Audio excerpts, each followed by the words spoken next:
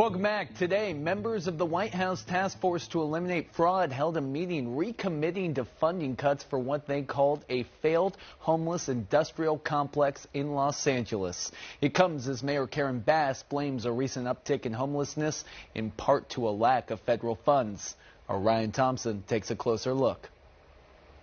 Weeks after Los Angeles' official homeless count showed the first increase in years, federal officials are taking aim at how the city is managing the crisis. This is not a continuum of care that I'm looking for.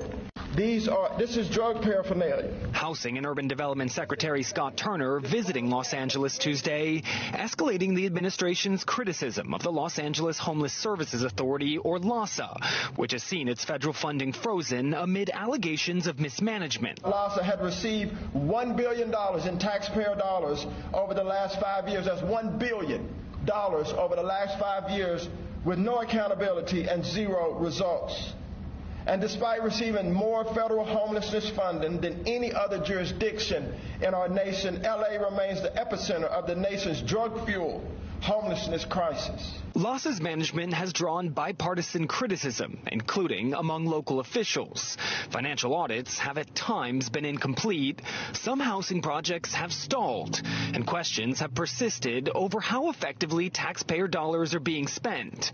But LAHSA has pushed back, defending its work and warning that some 7,500 people directly supported by federal funds could eventually find themselves on the street. If we don't get funding, we're not going to be able to continue this program into the future.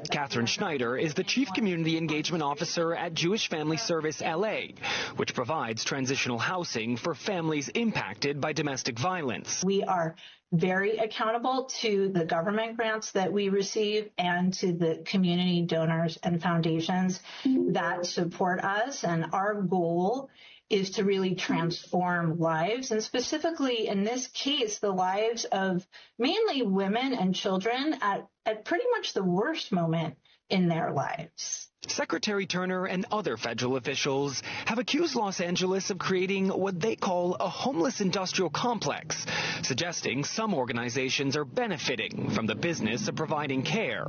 Hope the Mission founder Ken Kraft says that characterization goes too far. I think it's dangerous when we start labeling everybody.